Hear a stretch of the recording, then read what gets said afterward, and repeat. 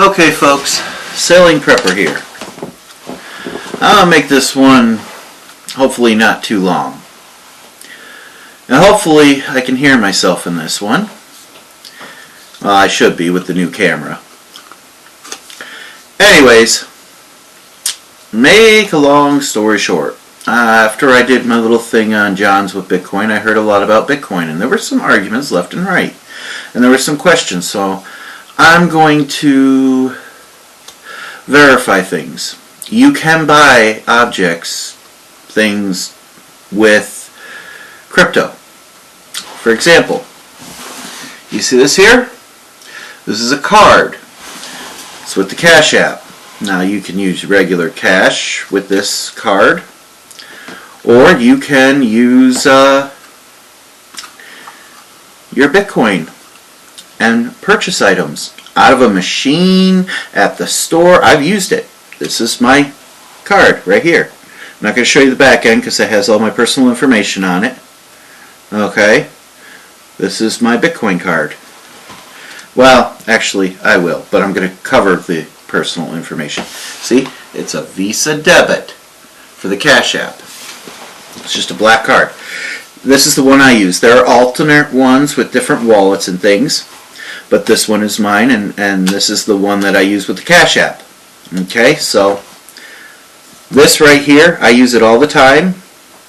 That should put that one to rest. Okay, right here, in case you want to see it again. It's a card, just like any other. Cover up my personal information with my finger. See, it has a strip. It's a Visa. Hope you can see that well enough. And it's listed as a debit card on the back. And this is my card. Okay.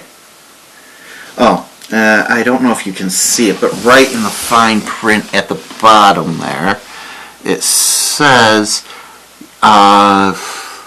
you know, that it's a Cash App card right here. I don't know if it'll pick that up in the camera, but that's about it for that. There's nothing else other than the little barcode like everything else. Okay? So, now that we got that argument out of the way, you can purchase things with Bitcoin. And pretty much anything anywhere. Okay, I can use that to buy a plane ticket. If I have enough money on it, I can use it to buy a car. I can use it to purchase pretty much anything. Anywhere they have any kind of electronic device. I can use it in an ATM and pull cash out. Okay? Just like you would if it was in a bank account. Now, one of the other arguments is, well, what if the government stops it? How? It's been tried before with governments that have more stricter policies, like China. China actually tried to stop Bitcoin a couple years ago. Now, it's illegal to have Bitcoin in China, even though they allow, you know, different blockchains, but they don't like cryptocurrency. Okay, they like blockchain, but not crypto. They like the technology. But they tried, and people still found ways around it. Just like the United States. If they try to block it, you'll find ways around it. Okay? And in the end, it would still be valuable. Which is why people in China do it. Now, outside of that, they say, well, what if the whole system goes down? Well, it would have to be the whole world. And if the whole world went down, then your money in your bank account that you get from your job is worthless. Because in your bank account, it's nothing but zeros and ones, just like crypto. Alright? Another thing, the government has more access to your bank account information and your money, your dollars that the government sets out, your fiat currency, than they do on any cryptocurrency. Okay? So one reason they don't like cryptocurrency is they have no control over it. That's how you know they don't have control and they haven't figured out how to do it yet. Because if they were, they'd be more open to it. They really would. They'd be a lot more open than they are. 2, it takes money out of the military complex. You don't like your soldiers fighting overseas? Take money out of the military complex. Okay? Another thing I hear, well, it goes down quite a bit and I sold it all. And now I lost it. Well, don't sell it all like that. Bitcoin does great dips. Today alone, it went down, last I looked, a good $1,000. It does these huge dips, but then it does great climbs. And usually after it climbs for a little bit, after a while, it goes up really high. Just look at the price of Bitcoin over the last year. Okay, right after the halving. At the halving, right around the halving, it was about $10,000. Actually, it was around $8,000. Okay?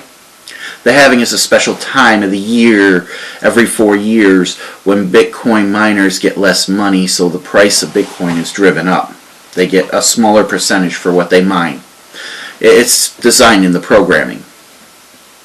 So, the halving brought the price up to about $10,000. And this is designed every 4 years. It's in the programming, like I said.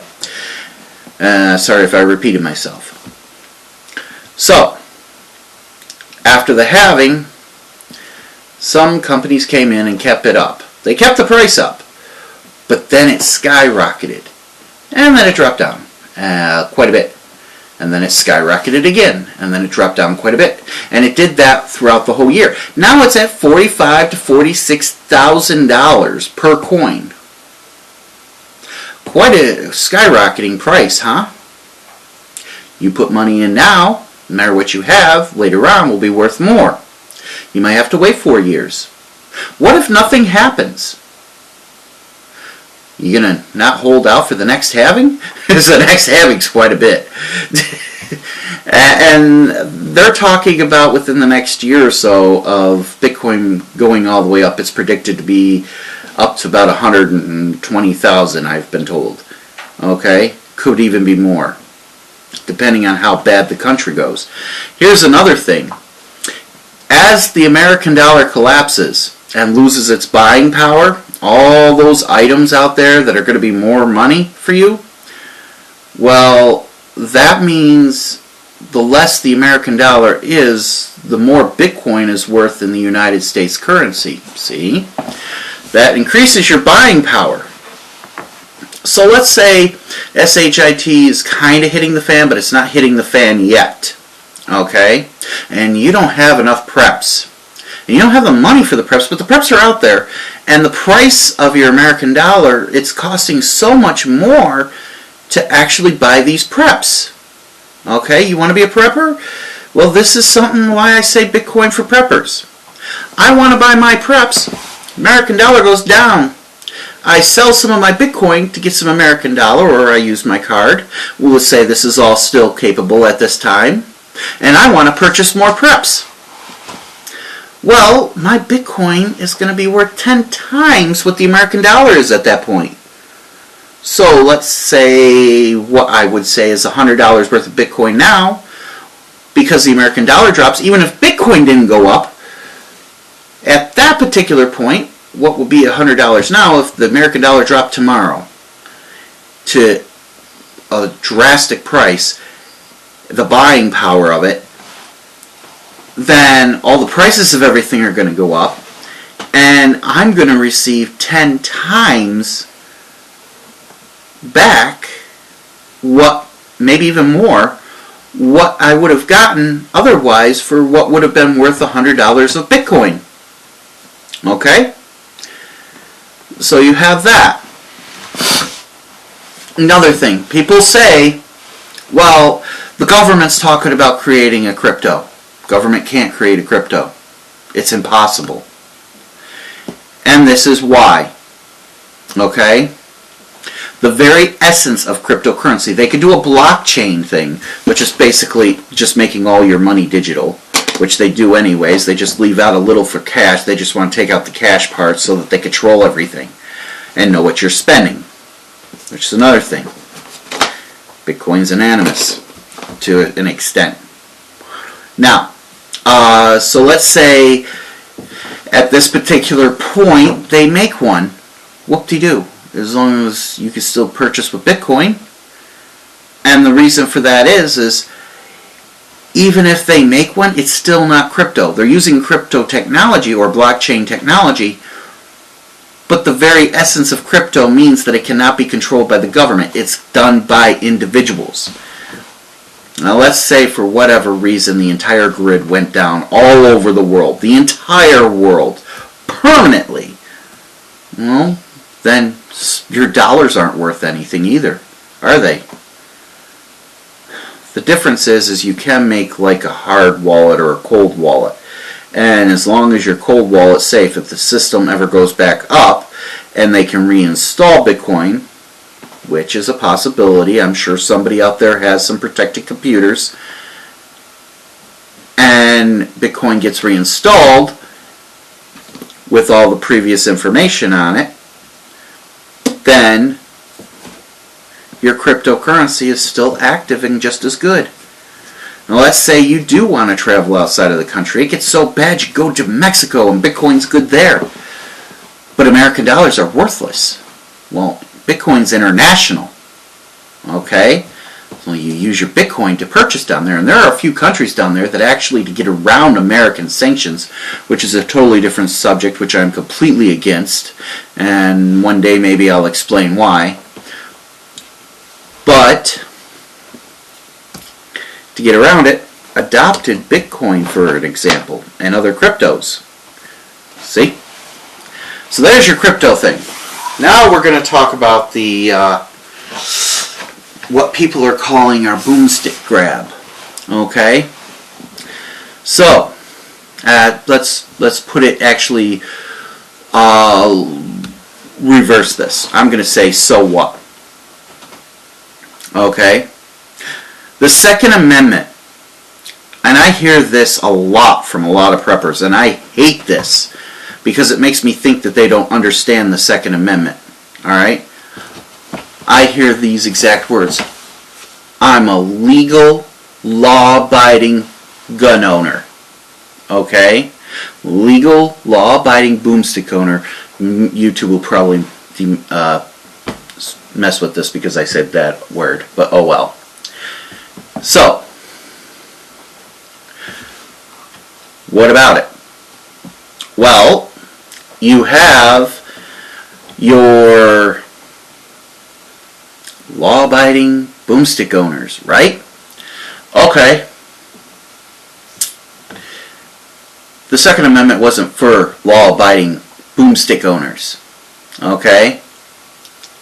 It was for non-law-abiding boomstick owners. Yeah, then it would say the Second Amendment is a criminal act. Okay? Think of how our country was started. Alright? When our country ended up going to that war with the British, okay, our independence, that was illegal at the time. For the ruling government, that was considered an illegal act, and they were the ones in charge. We were breaking laws. Our forefathers were lawbreakers. Okay? That's why they put the Second Amendment in. Because they knew that something like that could happen again, and they would need that. Okay? So your Second Amendment right is for lawbreakers, not law-abiding citizens. If you were just a law-abiding citizen, they wouldn't worry about your boomsticks, would you? If you were a law-abiding citizen and they said, give me your boomsticks, you just say, it's the law now? Okay, here you go, sir. It'd be a law. Oh, and for any of you that say, well, we have to do this for following the Second Amendment, or because we're following our amendments. Well, there's laws and rules and regulations out there so that they could change those amendments. So what if they changed the Second Amendment and decided to abolish it legally? Because that's There's a legal way to do that. Or let's say they do martial law where they could come and do it. Legally. Yeah. Are you going to give them up? I've heard a lot of people say that we're going to hide them. That's breaking the law, folks.